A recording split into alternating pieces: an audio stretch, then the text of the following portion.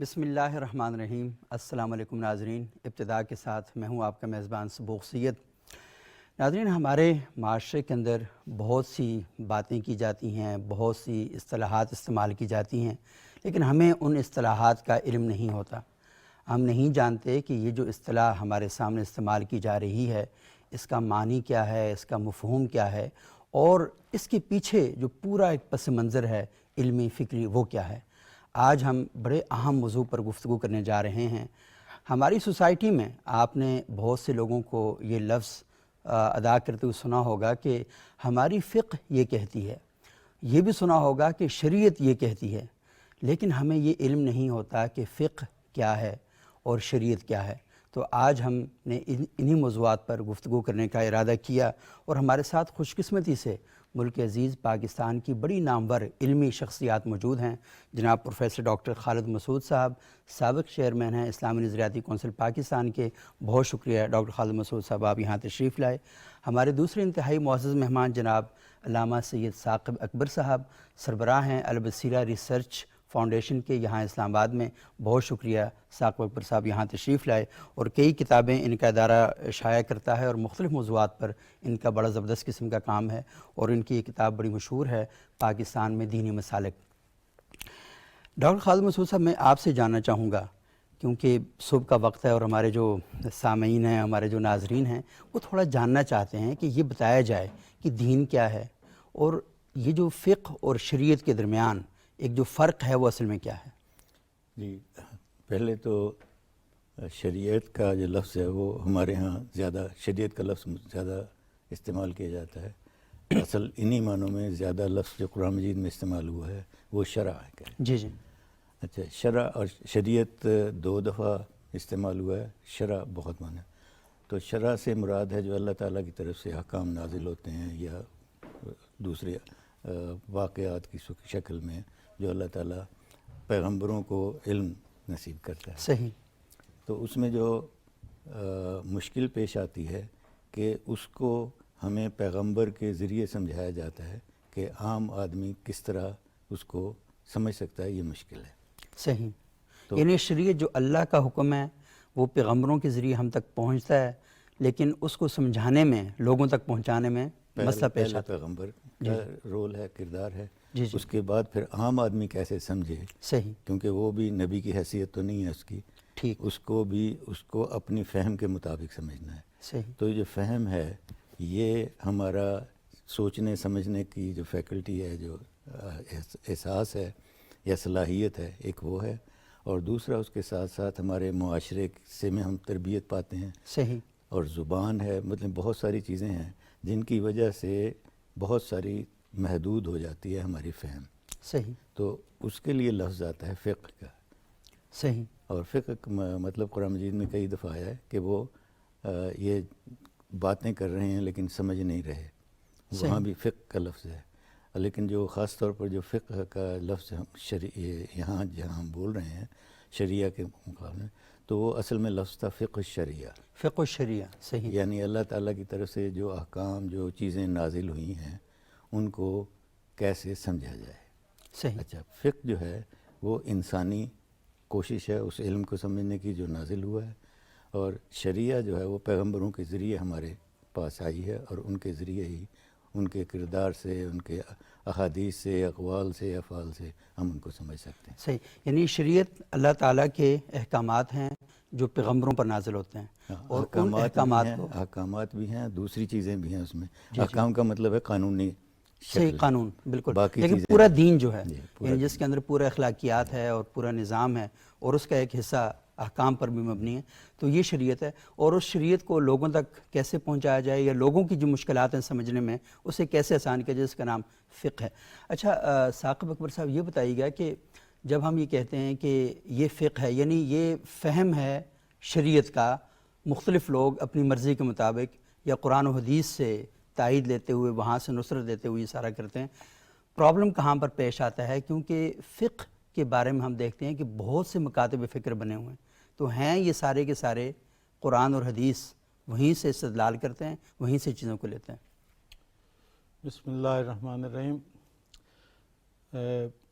بہت اہم موضوع ہے، اور ظاہر ہے کہ لوگ بعض اوقات مترادف کے طور پر بھی اس صحیح۔ کو استعمال کرتے ہیں، بلکہ عامت الناس ہی نہیں، علماء بھی بعض اوقات ایک استنباط ہے کسی فقیہ کا تو اس کو وہ حکم شریعت کے طور پر آگے بیان کرتے ہیں کہ شریعت یہ کہتی ہے، تو یہ بعض اوقات یعنی مترادف کے طور پر بھی یہ لفظ صحیح۔ استعمال ہوتا ہے۔ ہم تھوڑا سا اور پیچھے ذرا چلے جائیں، ہمارے ہاں یہ ایک بحث ہے کہ بھئی دین اور شریعت میں بھی ایک آپس میں کوئی نسبت ہے۔ صحیح۔ کہتے ہیں کہ انبیاء جتنے آئے سب کا دین تو ایک ہی تھا، لیکن شریعتیں تبدیل ہوتی رہیں۔ صحیح۔ اب یہاں پہ وہ احکام ہیں جو انبیاء کے ذریعے سے آئے اور ان کی اپنی ایک محدود مدت تھی، پھر نیا نبی آیا تو اس نے وہ جو احکام وہ لے کے آیا، تو پھر وہ کہتے تھے یہ مطلب شریعت موسوی ہے، یہ شریعت عیسوی، اس طرح کی صحیح۔ اصطلاحیں ہمارے ہاں استعمال ہوتی ہیں۔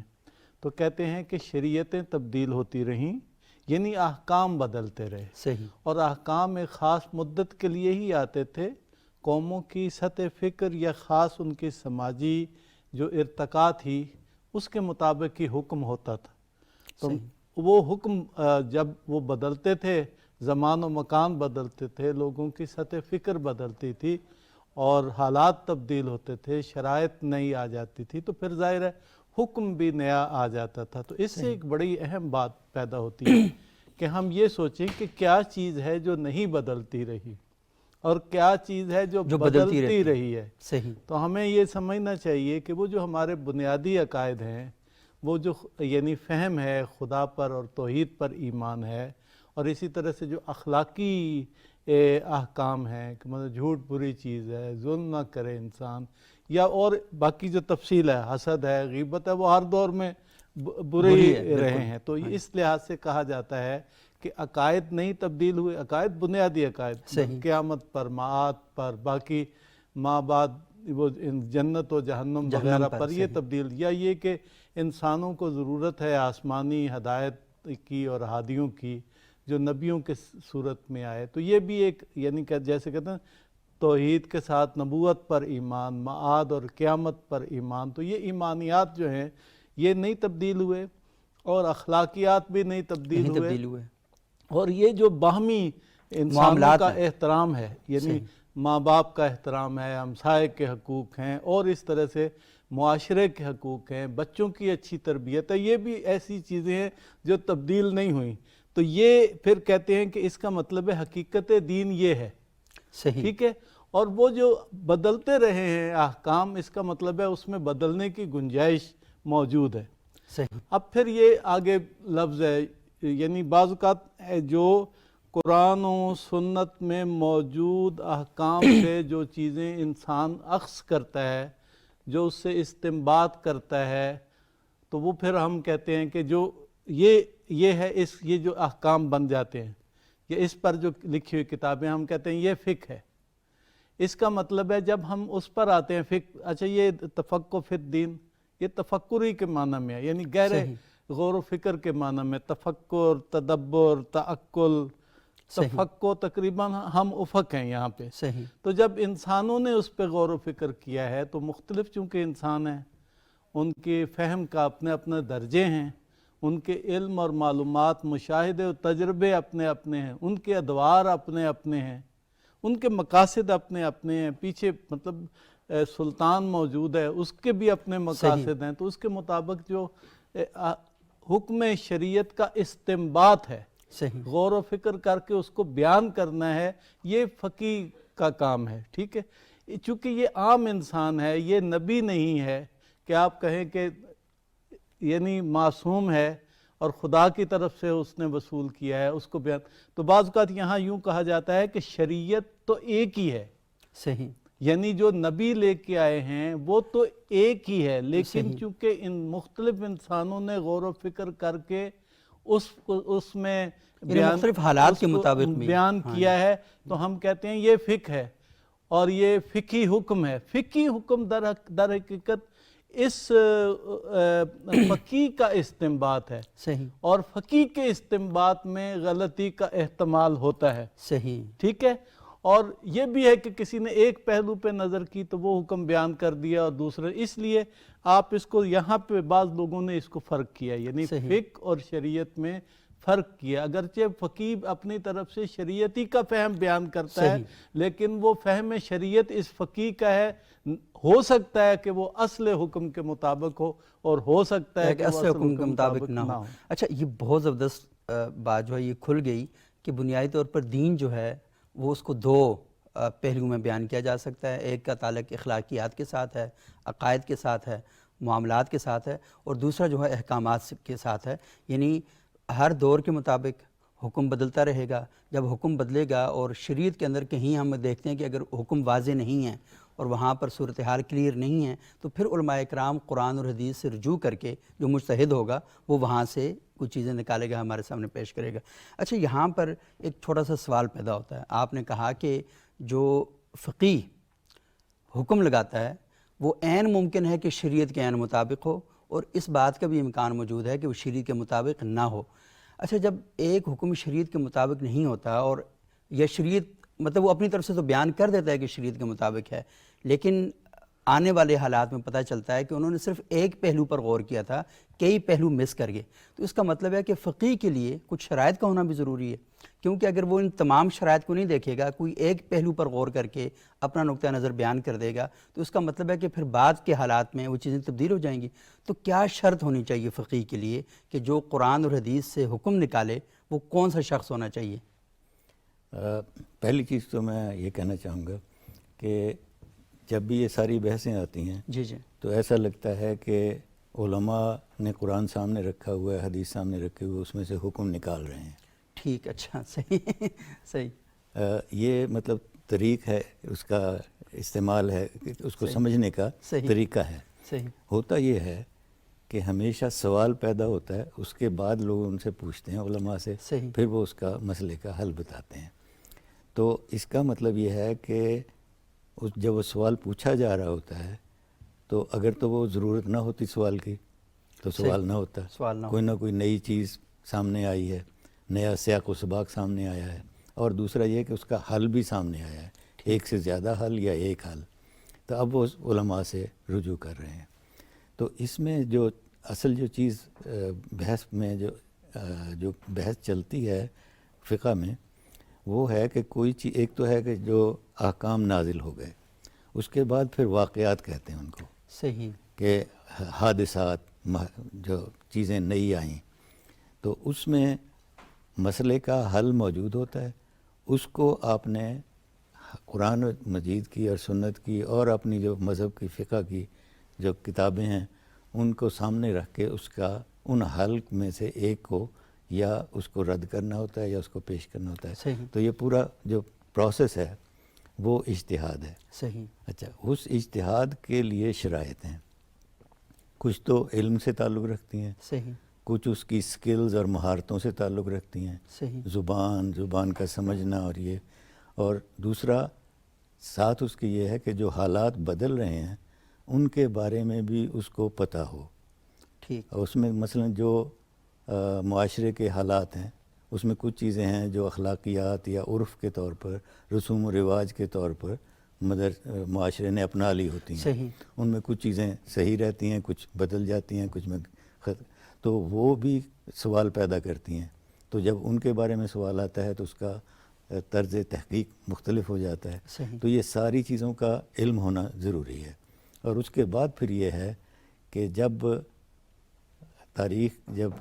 اسلامی قانون کی چلی تو اس میں اختلافات کو روکنے کے لیے یا اختلافات کو کسی حد بندی کے لیے مذاہب بنے، مطلب مختلف سکولز آف تھاٹ بنے، اور اس میں کسی نہ کسی امام سے، کسی نہ کسی بڑے فقیہ سے وہ منسوب ہوئے۔ صحیح، کہتے ہیں کہ 20-21 کے قریب شروع میں تھے، اس وقت دنیا میں 9 سکول یا مذاہب رائج ہیں۔ صحیح۔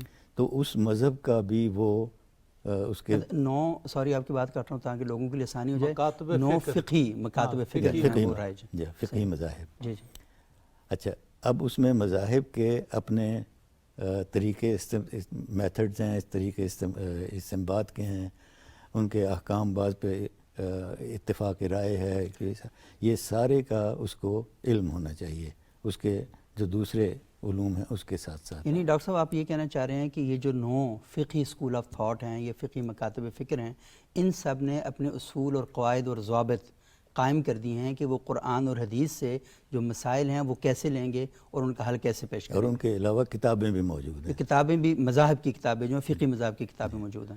تو اس میں اصول بھی موجود ہیں ان کی، اس کو کہیے کہ آپ کے احکام بھی انہوں نے پہلے سے موجود ہیں۔ ان احکام کے سیاق و سباق بدلنے سے یا واقعات بدلنے سے، نئی چیزیں آنے سے پھر اس پہ سوال پیدا ہوتے ہیں، ان میں سے اس کو فقیہ کو کرنا ہوتا ہے۔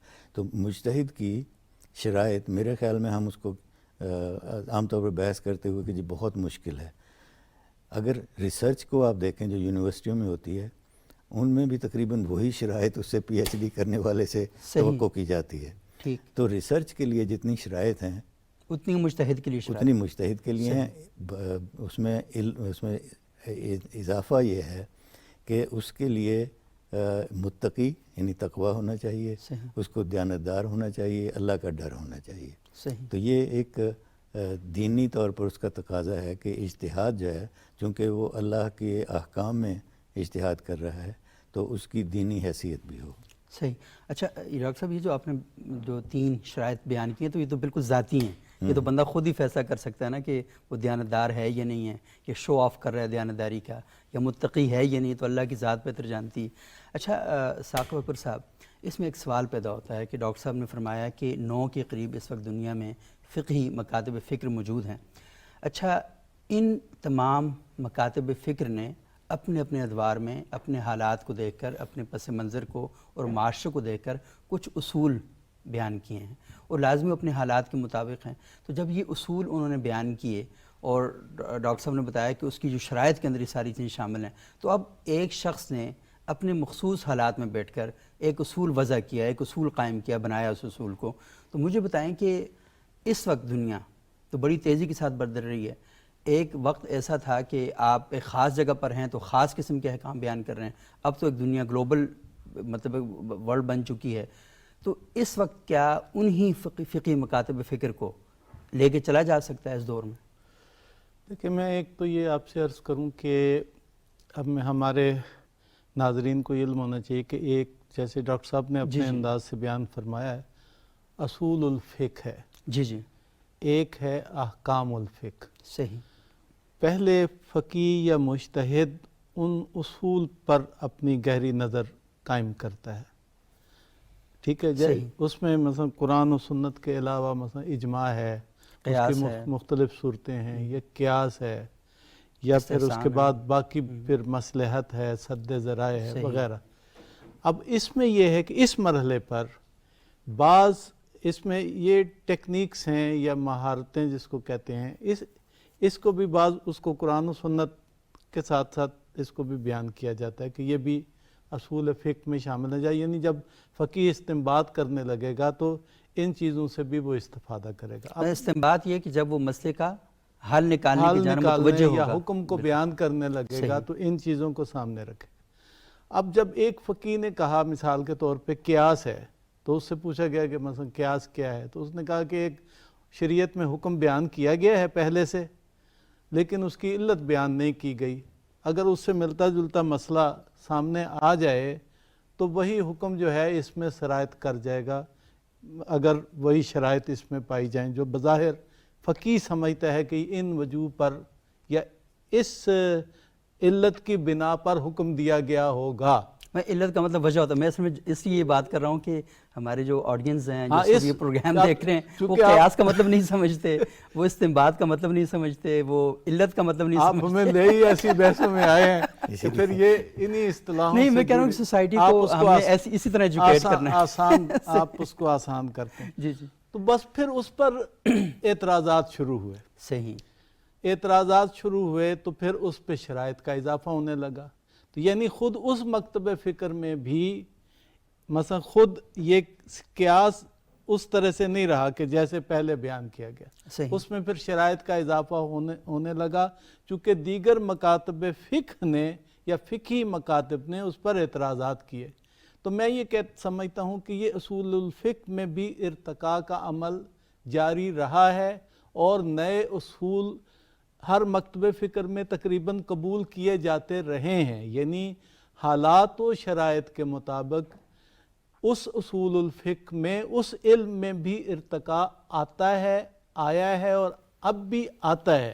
صحیح۔ یعنی میں جانتا ہوں کہ مثلا بعض علماء پہلے اس مصلحت کو قبول نہیں کرتے تھے، لیکن اب اس اصول کو وہ حکم کے سمجھنے میں قبول کرتے ہیں۔ تو لہذا یہ آپ یوں نہ سمجھیں کہ بس کھڑے ہیں ایک جگہ پر صدیوں پہلے کے، جب نئے مسائل آتے ہیں جس کو حوادث واقعہ ہم کہتے ہیں، ٹھیک ہے، جب نئے مسائل آتے ہیں تو پھر نئے حکم کی ضرورت جب پڑ بھی نیا جاتی مسئلہ ہے۔ آئے گا تو آپ قرآن اور حدیث کی طرف جیسے رجوع آپ کریں کہتے گے۔ ہیں کہ کیا دل دوسرے کا یہاں پہ کیا جا سکتا ہے، یا اعضاء آرگنز ہم دوسرے کو ڈونیٹ کر سکتے ہیں۔ نہیں، آپ تو معاملہ بہت آگے بڑھ گیا ہے۔ ہاں جی، دل اس دوسرے سے کو تو ڈونیٹ نہیں کرنا آپ میں لوگوں کو بطور مثال کہہ رہا ہوں، تو چونکہ ماضی میں نہیں تھا تو اب فقہا سے پوچھا گیا تو فقہا نے اس دور میں ظاہر ہے اصول الفقہ میں یا ارتقاء آیا یا ماضی کے فہم سے ہی استفادہ کر کے انہوں نے، لہذا ایک تو کھڑا نہیں سلسلہ ہم زبانی کہتے ہیں،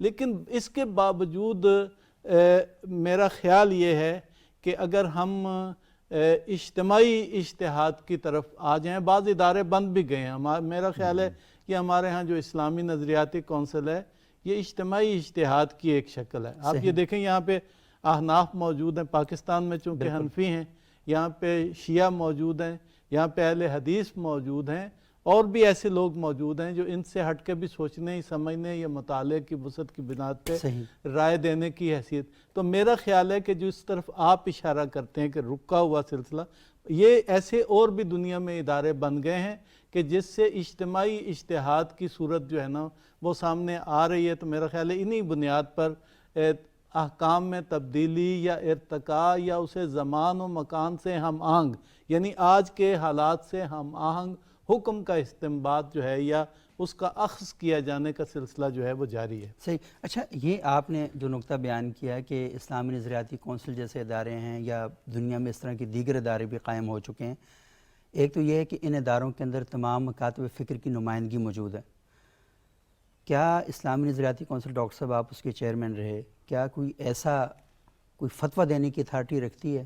اور کیا جب وہ کوئی اپنی متفقہ رائے کا اظہار کرتی ہے، وہ تو پارلیمان کے لیے کرتی ہے، اور پارلیمان کا کام بھی قانون سازی کرنا ہے، اور مذہب کے باب میں جہاں پر وہ تھوڑی سی ان کی اگر کوئی خامی ہے یا کمی کوتاہی ہے تو اسلامی نظریاتی کونسل اس خامی اور کمی کوتاہی کو اصل میں پورا کرتی ہے۔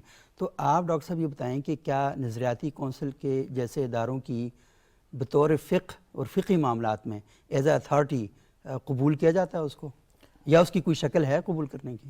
دیکھیے، اسلامی نظریاتی کونسل تو آئین کا ادارہ ہے۔ صحیح۔ اگر آپ آئین کو مانتے ہیں تو ان کو بھی مانیں گے۔ صحیح۔ ٹھیک ہے۔ اصل جو بات جس کی طرف وہ اشارہ کر رہے تھے کہ پہلے مجتہد انفرادی رائے دیتا تھا، صحیح، اور اجتہاد بھی انفرادی تھا، اور اس میں بھی دو شکلیں تھیں، یا تو کسی سوال کے جواب میں فتویٰ دیا جاتا تھا، یا وہ ضرورت سمجھتا تھا مفتی تو اس پہ ایک اپنا رسالہ لکھتا تھا، اپنی کتاب لکھتا تھا۔ اب جو جدید دور میں کسی بھی مفتی کے لیے وہ سارے علوم، پہلے تو یہ مدرسے میں سارے علوم پڑھائے جاتے تھے، اب مثلا طب کا علم جو ہے نا وہ اب مدرسے میں اتنا نہیں پڑھایا جا سکتا جو اب مسائل ہیں۔ صحیح۔ انجینئرنگ کا ہے، ایگریکلچر کا ہے، بہت سارے مسائل آ گئے ہیں، تو اس میں ایک آدمی کا علم کافی نہیں ہے، تو اس کے لیے مجبوراً وہ پہلے مشورے لیتے تھے۔ 19ویں صدی میں یہ بات شروع ہو چکی تھی، بلکہ 18ویں صدی میں۔ اس کے بعد پھر یہ دور آیا کہ مدارس میں ایک ادارہ بنایا گیا جس میں مفتی کے ساتھ ایک پورا ادارہ جو دارالفتاء، اور دارالفتاء میں پھر ایک شکل یہ بھی آئی کہ ایک فتوے پہ 2-3 کے دستخط بھی ہوں۔ صحیح۔ تو وہ جو اجتماعی اجتہاد کی وہ شکل تو یہ 19ویں صدی میں شروع ہو گئی تھی۔ پھر اب ادارے بن گئے ہیں جو کہ اجتماعی اجتہاد کے ادارے ہیں۔ صحیح۔ تو یہ تو ایک تبدیلی ہے جو پہلے نہیں تھی، لیکن اس کے خلاف بھی کچھ نہیں تھا، یہ بڑی آسانی سے اجتماعی اجتہاد کا آ گیا۔ اس کے بعد دوسرا مسئلہ یہ ہے کہ اجتہاد تو پھر بھی انفرادی رہتا ہے، کیونکہ اس کے پیچھے ریاست کی طاقت نہیں ہے۔ ٹھیک، ریاست کی طاقت کو سامنے رکھنے کے لیے جو بحث آئی تو اس پہ علامہ اقبال نے یہ کہا کہ جو پارلیمنٹ ہے وہ چونکہ لیجسلیٹو ادارہ ہے، قانون ساز ادارہ ہے، تو اس لیے وہاں یہ قانون سازی ہونی چاہیے۔ صحیح، اجتہاد کا حق پارلیمنٹ کو۔ جی۔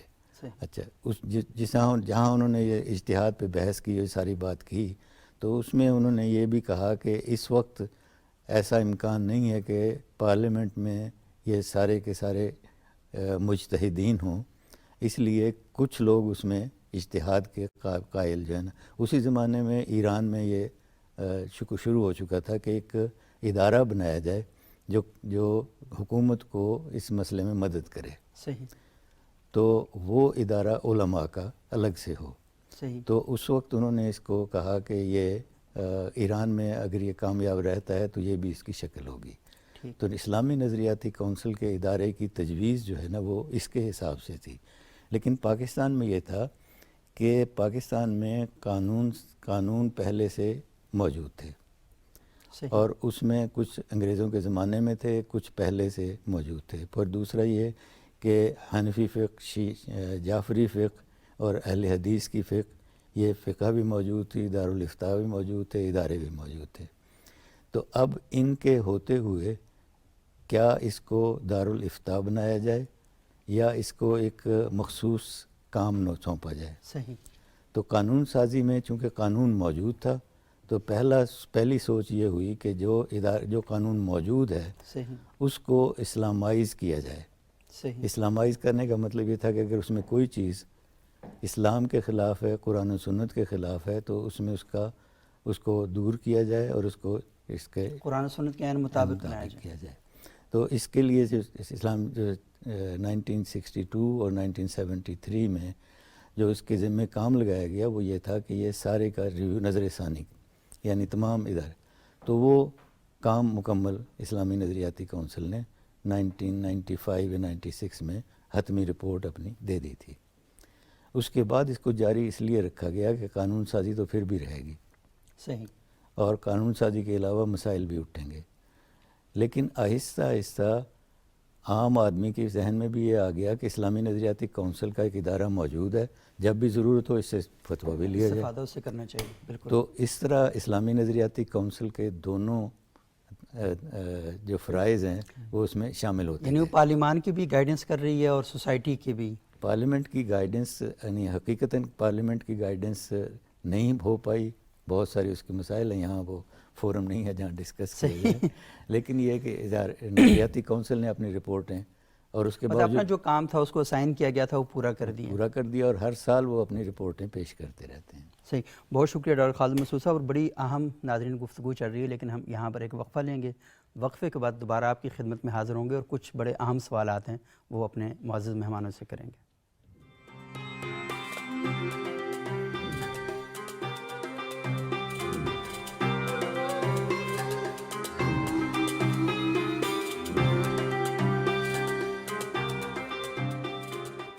ناظرین، وقفے کے بعد ایک بار پھر پروگرام ابتدا میں خوش آمدید۔ آج ہم گفتگو کر رہے ہیں کہ فقہ اور شریعت میں فرق کیا ہے، اور آپ نے ڈاکٹر ثاقب اکبر صاحب کی، ڈاکٹر خالد مسعود صاحب کی بڑی زبردست گفتگو سنی۔ انہوں نے بتایا کہ اصل میں جو فقہ کا انسٹیٹیوٹ ہے یہ کیسے ایوالو ہوا، کیسے آگے بڑھتا رہا، اور پہلے ایک مجتہد، ایک فرد اجتہاد کرتا تھا قرآن اور حدیث سے، نئے آنے والے جو مسائل ہیں ان کا قرآن اور حدیث میں جا کے حل تلاش کرتا تھا۔ وہاں پر حالات کے ساتھ ساتھ یا پس منظر کے ساتھ یا اس موقع کی مناسبت سے کچھ اختلافات بھی ہمارے سامنے آتے رہے، اور آج کل کے دور میں یہ جو انسٹیٹیوٹ ہے یہ اب ایک اجتماعی اجتہاد کا جو مرکز ہے وہ بنتا جا رہا ہے۔ اور خالد مسعود صاحب نے کہا کہ 19ویں صدی میں یہ کام شروع ہو چکا تھا کہ مدارس کے اندر الگ سے دارالافتاء بنائے گئے، اور وہ دارالافتاء وہاں پر مفتی حضرات فتویٰ دیتے تھے، 2 یا 3 مفتی کم از کم اس پر دستخط کرتے تھے۔ اور ایک اور چیز جو وہاں لکھی جاتی تھی کہ علماء اپنا فتویٰ، مفتیان اپنا فتویٰ دینے کے ساتھ یہ بھی لکھتے تھے کہ ھذا ما عندی واللہ اعلم بالصواب، کہ یہ جو میری کوشش ہے یہ میں نے سارا غور و فکر کیا ہے، اور اس میں بہتر بات کیا ہے وہ اللہ کی ذات ہی بہتر جانتی۔ میں تھوڑا سا اس گفتگو کو آگے لے کر چلنا چاہوں گا، اور ثاقب اکبر صاحب، یہ جو ہم نے ابھی تک ساری گفتگو کی ہے، اور اس گفتگو میں سب سے اہم بات جو ہے کہ فقہ تو یہ ہے کہ لوگوں کے لیے قرآن اور سنت کا فہم آسان الفاظ میں بیان کر دیا جائے، لیکن یہ جو فقہی اختلافات ہیں ہمارے درمیان، یہ بھی ایک بہت بڑا مسئلہ ہے۔ اگر میں فقہ جعفری کو فالو نہیں کر رہا یا فقہ جعفری والا فقہ حنفی کو فالو نہیں کر رہا، تو ہمارے ہاں تاریخ میں ہم یہ دیکھتے ہیں کہ احترام بہرحال موجود رہا اور کسی نے اس بنیاد پر کسی کو دائرہ اسلام سے خارج نہیں کیا۔ شریعت کو نہ مانے تو دائرہ اسلام سے خارج ہو جاتا ہے، فقہ کو نہ ماننے کی وجہ سے دائرہ فقہ سے تو خارج ہو سکتا ہے، دائرہ اسلام سے خارج کرنے کی جو باتیں ہو رہی ہیں اس پر تھوڑی سی گزارشات آپ پیش فرمائیں، اور تھوڑا سا میں یہ کہوں گا کہ جو فقہی اختلافات ہیں ہمارے معاشرے کے اندر ان کی تعداد کتنی ہوگی؟ میرے خیال ہے اب آپ عملی صورتحال کی طرف آ گئے ہیں، جی جی اور یہ ہمارے ناظرین کے لیے زیادہ بہتر ہے کہ ان موضوعات کو سمجھیں۔ صحیح۔ ایک تو میں آپ سے عرض کروں کہ ظاہر ہے کہ قرآن تو ایک ایسی دستاویز ہے جس پہ ساری امت کا اتفاق 100% اتفاق ہے۔ جی جی جی، تو سارے مومن بالقرآن ہیں، صحیح، ٹھیک ہے۔ بالکل۔ اچھا، دوسری بات آ گئی سنت ظاہر ہے نبی پاک کے، ویسے اس کی تعریف میں نہیں کرتا، یعنی سنت اور حدیث اصل میں یہاں پہ اکٹھے ہو گئے ہیں۔ صحیح، میں عرض کروں کہ یہ جو یعنی آپ یہ کہنا چاہ رہے ہیں سنت اور حدیث میں بھی فرق ہے، وہ اس لیکن میں یہاں بھی پر اکٹھے ہو۔ فرق ہے، جی، لیکن یہ کہ بہرحال اس وقت سر چشمہ سنت تو احادیث کی کتب ہی ہیں نا، صحیح، ٹھیک ہے۔ بالکل۔ ویسے تو قرآن حکیم میں بھی سنت کی بنیادی چیزیں آ گئی ہیں، ٹھیک ہے، اور بڑی اصل اس کی روح جو ہے نا وہاں پہ موجود ہے۔ تو یہ بھارت باقی جو احادیث میں جو کچھ ہے سنت کا ذخیرہ، اس کا بھی فہم چونکہ ضروری ہے۔ تو یہاں پہ حدیث کی کتابیں چونکہ مختلف مسالک کے پاس مختلف تھیں یا ہیں، اس وجہ سے جب فقی حکم کو اخذ کرتا ہے قرآن و سنت سے، تو اس سے مراد یہ ہے کہ قرآن اور اس کے نزدیک جو معتبر ذخیرہ حدیث ہے یا حدیث ہے اس سے کرتا ہے، صحیح، ٹھیک ہے۔ اب اگر دیکھا جائے تو یہاں ایک فرق یہاں پہ پیدا ہوا، صحیح، میں اس کا بھی حل بتاتا ہوں۔ دوسرا، اس کے باوجود ہم دیکھتے ہیں کہ جن کے پاس ایک ہی ذخیرہ کتب ہے ان کے ہاں بھی حکم میں اختلاف موجود ہے۔ بالکل۔ اچھا، وہیں پر نہیں، مثلا احناف میں دیکھ لیں تو بہت سے مسائل ایسے ہیں کہ جس میں ایک حنفی فقی ایک حکم بیان کرتا ہے اور دوسرا حکم بیان کرتا ہے۔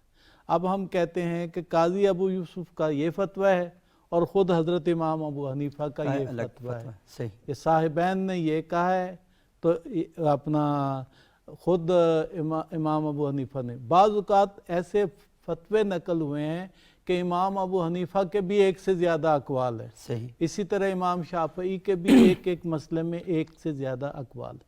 اب اسی طرح سے باقی جعفریوں کے ہاں بھی اسی طرح سے ایک فقی نے ایک حکم دیا ہے اور اسی جعفری فقہ کے ہی ماننے والے نے دوسرا۔ لہذا یہ ایک جو سمجھنے کی ضرورت ہے عامت الناس کے لیے، وہ یہ ہے کہ چونکہ یہ عام غیر معصوم انسان کا فہم ہے، اس لیے اختلاف ہو سکتا ہے، اس میں شیعہ سنی کا مسئلہ نہیں ہے۔ جو دوسری بات کہنا چاہتا ہوں وہ یہ ہے کہ اب تو ایسا دور آ گیا ہے کہ ہمارے سامنے شیعہ سنی کتب سے جو مشترکہ احادیث کا ذخیرہ ہے وہ بھی سامنے آ گیا ہے۔ جی جی، اس وقت 20 سے زیادہ کتب مختلف موضوعات پہ جلدیں ایسی آ گئی ہیں، الاحادیث المشترکہ بین الشیعہ و سنہ۔ تو یہ اس کا مطلب یہ ہے کہ اب تو سنت کا ذخیرہ بھی مشترکہ ہمارے سامنے آ گیا۔ سب سے پہلی کوشش پاکستان میں جعفر شاہ پھلواروی نے کی اور اس نے یہ مرج البحرین کے نام سے مشترکہ احادیث کی نشاندہی کی، اور اب دنیا کے سامنے بہت کچھ آ گیا ہے۔ تو میرا خیال یہ 4 جلدوں میں کتاب شائع ہوئی جس میں شیعہ سنی مشترک روایات اردو میں پرنٹ ہو کے آئی ہیں بہت۔ ہاں جی، تو میرا یہ خیال ہے کہ اب یہ ایک نقطہ اور آپ کے سوال میں وہ یہ ہے کہ اس کے باوجود کہ بعض احکام میں ہمیں اختلاف نظر آتا ہے، لیکن آپ یہ دیکھیں کہ اب بھی تو اگر دیکھا جائے تو زیادہ نماز میں نظر آتا ہے کوئی ہاتھ باندھ رہا ہے کوئی کھول رہا ہے فرض کے، اس کے باوجود نماز شیعہ سنی کی ایک دوسرے کے پیچھے ہو سکتی ہے، صحیح۔ 1450 سال گزر جانے کے باوجود نماز کا اصل ڈھانچہ موجود ہے اور اس پر اتفاق ہے۔ آپ غور کریں نا، طہارت کے احکام سے لے کے پھر اس کے بعد جو واجب یا فرض رکعتیں ہیں اور رکعتوں میں کیا پڑھنا ہے، پھر کتنے رکوع ہیں، کتنے سجود ہیں، کیا کیا اس میں ذکر ضروری ہے، تو میرا خیال یہ میں نے خود اس پہ الگ سے کام کیا ہے۔ نماز کے احکام پر بھی میں آپ سے کہوں کہ اختلافات گنے جا سکتے ہیں اور مشترکات گنے نہیں جا سکتے، نماز، روزہ، حج، زکوٰۃ، باقی بھی احکام میں۔ یعنی یہ عبادات میں اصل میں ہاں جی، کوئی اختلاف نہیں ہے، لیکن آگے کرنے کے معاملات میں بعض چھوٹے موٹے جزوی جزوی اور وہ اختلافات ہیں۔ ایک فقہ کے ماننے والوں میں بھی ہیں، وہ شیعوں میں بھی ہیں، وہ سنیوں میں بھی۔ ہمیں اس میں سمجھنا یہ ضروری ہے کہ یہ ایک فقیہ کی اپنے یعنی اس کا اپنا فہم ہے، اور چونکہ مختلف فہم اور درجہ فہم اور مختلف ادوار اور حالات میں سمجھا گیا ہے، اس لیے اختلاف ہو سکتا ہے اور اس کو قبول کرنا چاہیے۔ گھر کے اندر ایک چیز کے سمجھنے میں اور اس میں رائے دینے میں اختلاف ہوتا ہے، یہ صدیوں سے پہنچا ہوا، اس کے باوجود امت میں اس قدر اتفاقات موجود ہیں، یہ تو خوبصورتی کی بات ہے کہ بھئی باقی دیگر ادیان میں جتنے اختلافات آج پیدا ہو گئے ہیں اور موجود ہیں، اس کو سامنے رکھا جائے تو ہم کہہ سکتے ہیں ہمارے ہاں تو نہ ہونے کے برابر، نہ ہونے کے برابر ہیں۔ لیکن ایک بات جو کی جاتی ہے کہ جو میں نے آپ کی خدمت میں گزارش کی کہ محض چند فقہی اختلافات کی بنیاد پر اصل میں وہ چہرہ بن گئے کہ ہاں اس فقہ کا یہ چہرہ ہے، اس فقہ کا یہ چہرہ ہے، اور میرا خیال یہ ہے کہ اس کے اندر جب بہت سے پرابلم آنا شروع ہو گئے تو پھر لوگوں نے بہت سے دائرے بھی بنا دیے، اس بنیاد پر مساجد بھی، مدارس بھی، اور پورا سوچنے کا جو پیراڈائم تھا وہ سارے کا سارا ایک مختلف کر دیے۔ اچھا ڈاکٹر صاحب، میں تھوڑا سا آپ سے جاننا چاہوں گا کہ ہم یہ کہتے ہیں کہ شریعت کیا ہے؟ یہ اللہ کا حکم ہے، رسول کے ذریعے ہم تک پہنچا، اور پھر ہم نے دیکھا کہ وہ جو رسول کے ذریعے ہم تک باتیں پہنچتی ہیں وہ اصل میں دین ہے، اور دین اصل میں ایک عبادات ہیں، مطلب اخلاقیات کا پورا ایک نظام ہے اور ایک قوانین کا پورا ایک نظام ہے۔ وہ قانون جو ہے وہ ہمارے فقی اور مجتہد وہ نکالتے ہیں کہ قرآن و حدیث جہاں پر کہیں کلیئر چیز نہیں ہے تو ہمیں فقی بتاتا ہے کہ یہاں پر میرے فہم کے مطابق یہ چیز واضح ہے۔ اب ایک عام آدمی نہ تو اسے عربی زبان آتی ہے، نہ اسے شریعت کا پتہ ہے، نہ اسے فقہ کا پتہ ہے، نہ اسے حدیث اور سنت کے فرق کا پتہ ہے، اور نہ اسے فقہاء کے جو آپس کے اختلافات ہیں ان کا پتہ ہے، نہ ہی اصطلاحات کا وہ جانتا ہے۔ وہ کیا کرتا ہے؟ وہ تو چلا جاتا ہے تقلید کی طرف، کیونکہ وہ اگر ان سارے علوم میں چلا جائے تو قرآن پاک کی جو آیت ہے ہماری بڑی رہنما کہ فلولا نفر من کل فرقۃ طائفۃ لیتفقہوا فی الدین، کہ تم میں ایک گروہ ہونا چاہیے جو یہ فقہی جو معاملات ہیں ان کے اوپر دسترس رکھتا ہو، گہرائی میں جائے اور علم حاصل کرے۔ عام آدمی کیا کرے؟ دیکھیے، اس میں میرا خیال جو اپنے بات جتنا بھی ذکر کر رہے ہیں اس میں تاریخ کا بار بار ذکر آتا ہے۔ جی بالکل۔ میرا خیال ہے سب سے پہلے تو یہ ہے کہ ہمیں اسلامی فقہ کی تاریخ کا مطالعہ ضرور کرنا چاہیے۔ صحیح۔ مسئلے وہاں پیدا ہوئے جہاں ہم نے اس کو یہ سمجھا کہ جس طرح دین مکمل ہے اس طرح اسلامی فقہ بھی مکمل ہے۔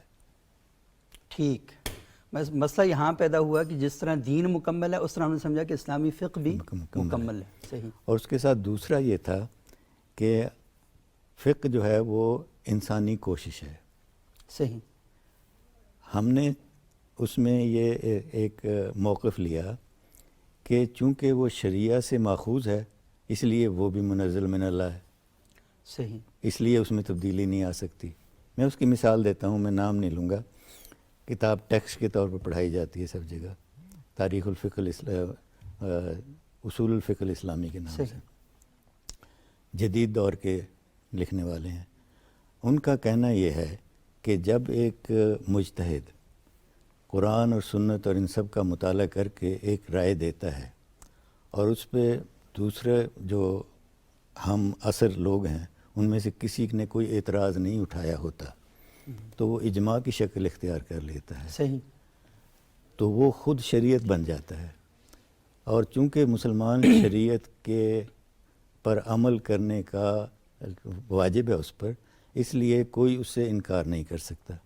جو اس سے انکار کرتا ہے وہ مرتد ہو جاتا ہے اور مرتد کی جو سزا ہے وہ اسے دینی چاہیے۔ اب یہ سارا جو طرز بڑا سادہ سا استدلال ہے کر دیا۔ ہاں جی اس کی وجہ سے غلط فہمیاں پیدا ہو رہی ہیں۔ صحیح۔ اگر ہم دیکھیں تاریخ، تو تاریخ میں دو پہلو ہیں۔ ایک تو تاریخ میں ادارے جب بنتے ہیں تو اس کے ساتھ ساتھ بہت ساری چیزیں، مسائل حل کرنے کے لیے اس ادارے کی ضرورتوں کے تحت بہت ساری چیزیں ہو جاتی ہیں۔ تو اس میں سے ایک تو ادارہ جو یہ مذاہب بنے، یہ اصل میں اختلاف رائے کے حق کو محفوظ رکھنے کے لیے تھے۔ صحیح۔ اور اختلاف رائے کا اتنا زیادہ زور ہے، ہمارے ہاں یہ لکھا ہوا ہے کہ اگر کوئی مجتہد اپنے یقین اور ایمان کے ساتھ سمجھتا ہے کہ میں نے یہ جو رائے دی ہے یہ بالکل صحیح ہے، تو وہ اپنا عمل دوسروں کے اجتہاد پہ نہ کرے، صحیح، لیکن دوسروں کو اپنے اجتہاد پہ مجبور نہ کرے۔ ٹھیک۔ تو یہ اختلاف رائے کا مسئلہ اپنی جگہ ہے۔ لیکن جو اس وقت جو جدید دور میں ہے، کہ جدید دور میں اسلامی فقہ اب پرائیویٹ نہیں ہے۔ صحیح۔ اس میں جو اسلامی فقہ کا ارتقاء ہے، جو اسلامی فقہ ہمارے پاس اس وقت موجود ہے مذاہب فقہ کی طرف، وہ کسی اسٹیٹ کی لیجسلیشن نہیں ہے۔ پوری تاریخ میں یہ فقہا کا کام ہے۔ جدید دور میں جو ریاست بنی وہ نیشن کی سیاست ہے، قومی ریاست ہے، اور قومی ریاست میں پورے علاقے میں جہاں کچھ قوم کی حکومت ہے اس میں ایک قانون ہونا چاہیے۔ اس لیے یہ سارے سوال پیدا ہوئے۔ اسی لیے اختلاف کو ہم کوشش یہ کر رہے ہیں کہ یہ ایک ہو، اور اس میں کچھ ادارے ایسے بنائے جائیں جو اس کو ختم کریں۔ اختلاف رائے کو جہاں مانا گیا، وہاں دوسرا جو طریقہ اختیار کیا گیا تاریخ میں وہ تھا اجماع کا۔ صحیح۔ کہ اگر علماء اور جو مجتہدین ہیں، پہلے تو صرف یہ تھا کہ جو عوام ہیں، صحابہ کے دور تک تو ہر اجماع اس کو کہتے ہیں جس پہ تمام صحابہ کا اتفاق ہو جاتا ہو۔ اچھا، اتفاق میں بھی جو انڈرسٹینڈنگ ہے تاریخی طور پر، وہ یہ نہیں کہ وہاں بیٹھ کے کسی نے فیصلہ کیا ہے، بلکہ کسی نے اختلاف نہیں کیا، اس کو اجماع کہتے ہیں۔ صحیح، ٹھیک، یعنی کسی نے اختلاف نہیں کیا تو یہ اجماع ہو گیا۔ اچھا، دوسرا اس میں یہ اچھا تھا۔ ڈاکٹر صاحب، یہاں تو ایک چھوٹا سا سوال اور بھی پیدا ہوتا ہے کہ یہ خبر پہنچنا کہ کسی نے اختلاف نہیں کیا، تو کیا اس میں شمار ہوگا؟ نہیں، یہ خبر لازماً جب مجتہد کام کرتا ہے، کسی چیز پہ فتویٰ دیتا ہے، تو وہ اس کا جائزہ لیتا ہے کہ اس پہ اختلاف رائے کیا ہے۔ جتنی بھی آپ کتابیں دیکھیں اس میں اور جس میں وہ ذکر کرتا ہے کہ اس پہ کوئی اختلاف نہیں ہے، اس کا مطلب ہے اس نے اس پہ اپنی طرف سے پوری کوشش کر کے آپ کو لکھا ہے۔ جہاں اختلاف ہوتا ہے وہاں پھر وہ جو اجتہاد کا دوسرا کام ہوتا ہے وہ جواز کا، استدلال کا ثبوت دینا ہے۔ صحیح۔ وہ اس کا ثبوت بھی دیتا ہے۔ تو بہرحال اجماع ہمارا جو اسلامی فقہ میں جو تاریخ رہی ہے وہ اختلاف اور اجماع کے درمیان رہی ہے۔ صحیح۔ اور زیادہ تر جو چیزیں ثابت ہیں وہ اجماع پہ ثابت ہیں۔ قرآن و سنت کا بھی جو فہم ہے وہ اجماع سے ثابت ہے۔ صحیح۔ قرآن بھی اجماع سے ثابت ہے۔ مطلب یہ ساری چیزیں اجماع سے ان مسائل کو حل کیا گیا ہے۔ صحیح۔ اب جدید دور میں جو مسئلہ آیا ہے وہ یہ کہ قانون سازی ریاست کے پاس چلی گئی، ٹھیک۔ فتویٰ پرائیویٹ رہا۔ صحیح۔ تو فتویٰ جو ہے وہ عام آدمی جس کی پہنچ نہیں ہے وہ ان سے سوال کرتا ہے۔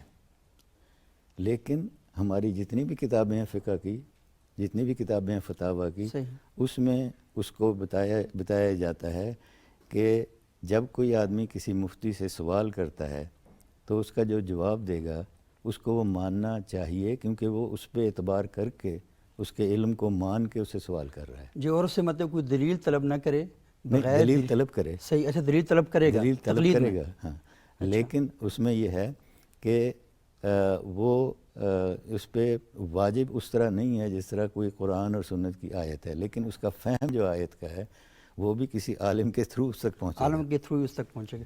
اچھا ڈاکٹر صاحب، یہ بہت ہی دلچسپ گفتگو ہے، اور میرا خیال یہ ہے کہ یہ گفتگو ختم نہیں ہو سکتی اور نہ ہی ختم ہونی چاہیے، لیکن ہمارے پروگرام کا وقت ختم ہوا چاہتا ہے۔ اگلے پروگرام میں ہم اسی موضوع کو ساتھ لے کر چلیں گے، اس پہ تھوڑی سی مزید تفصیل کے ساتھ گفتگو کریں گے۔ بہت شکریہ ڈاکٹر خالد مسعود صاحب، بہت شکریہ علامہ سید ثاقب اکبر صاحب۔ ناظرین، آج ہم نے گفتگو کی کہ فقہ اور شریعت میں फ़رق کیا ہے. اور دیکھیں بنیادی چیزیں کیا ہیں، اور ثاقب اکبر صاحب نے، ڈاکٹر خالد مسعود صاحب نے بڑی زبردست طریقے سے یہ ہماری نشاندہی کی ہے کہ عقائد میں، عبادات میں، ان چیزوں کے اندر بنیادی طور پر کوئی فرق نہیں ہے. فرق چند فقہی مسائل کے اندر ہے، اور ان مسائل کی وجہ سے ہم نے ان کو اپنا چہرہ بنا دیا ہے، اور وہاں پر پھر بڑے پرابلم پیدا ہو رہے ہیں. لیکن فقہ کا جو انسٹیٹیوٹ ہے وہ کیسے ایوالو کرتا رہا، آج وہ کس شکل میں ہے. لیکن یہ جو ہماری گفتگو ہے ابھی جاری رہے گی. انشاءاللہ اگلے پروگرام میں ہم مزید اس پر کچھ بات کریں گے. اگلے پروگرام تک کے لیے اجازت دیجیے گا. بہت شکریہ.